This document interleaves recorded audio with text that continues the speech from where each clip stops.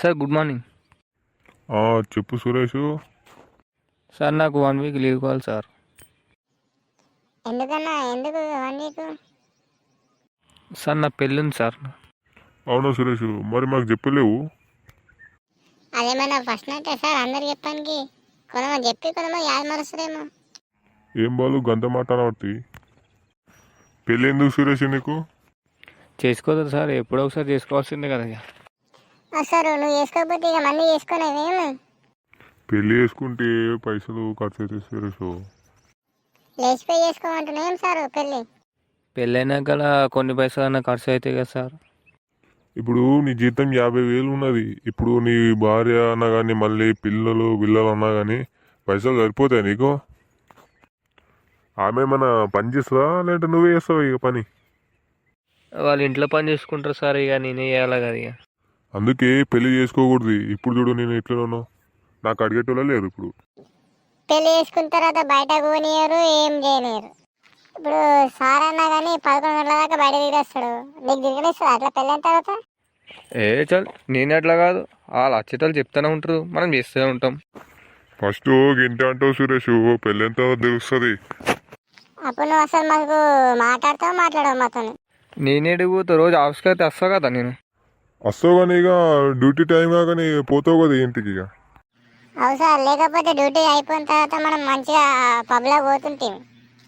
ఇప్పుడు పోతాం మళ్ళీ అట్లా పబ్బులకు? పోదాం, దాని ఏమున్నది, ఇప్పుడు కూడా పోదాం నాడు.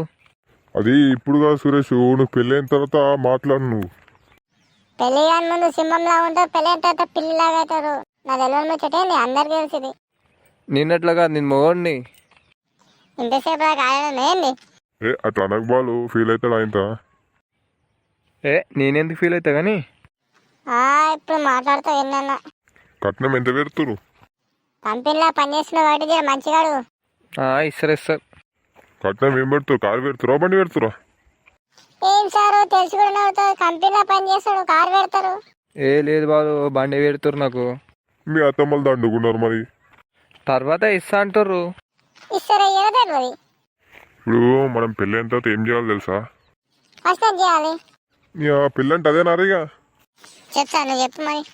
ఇప్పుడు పెళ్ళి అవుతుంది, దాని తర్వాత ఒక సంవత్సరంగా ఇద్దరు అంటారు మీరు.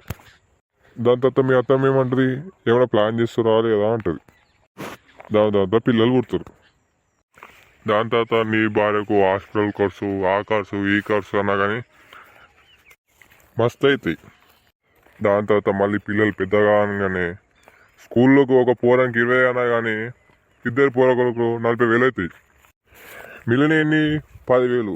ఆ 10,000తో నీ భార్యకి ఏం చూస్తుంటావు, నువ్వేం చూసుకుంటావు, నీ పిల్లలకి ఏమి ఇస్తావు? అందుకే నా మాట పెళ్ళి చేసుకోకు.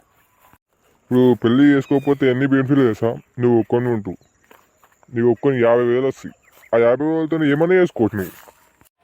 అవును సార్, ఇక నేను కూడా పెళ్లి చేసుకుని ఇక. జర్ర చెప్పడానికి మనసు మార్చేసారు కదా సార్ మీరు.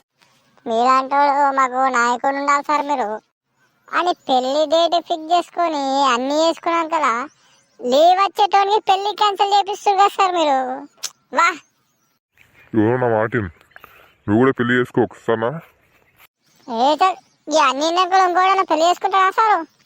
మీరు అందరు మంచిగా ఉండాలరా, అదే చాలరా వారు నాకు. పెళ్లి చేసుకున్న తర్వాత పెళ్ళని పేర్లు నువ్వు ఎందుకురా? ఇప్పుడే డ్రాప్ అయిపోతే మంచిది కదరా. సార్ నీకు అందుకే సార్ మీరు ఈ స్థాయిలో ఉన్నారు. నేను కూడా ఈ రూల్స్ పాటించినా అనుకో, ఇక నేను ఎంత పెద్ద అవుతానో. పెళ్లి చేసుకోకపోతే సింగిల్ ఉంటే మస్తు పైసలు ఉంటాయి, ఇట్లా పెద్ద కంపెనీ పెట్టుకోవచ్చు. సరే సార్, నేను కూడా పెళ్లి చేసుకున్నా. మీరందరు నా ముంగడ చిన్నపిల్లలరా, మీరందరు మంచిగా ఉండాలి, అదే చాలరా నాకు. సరే.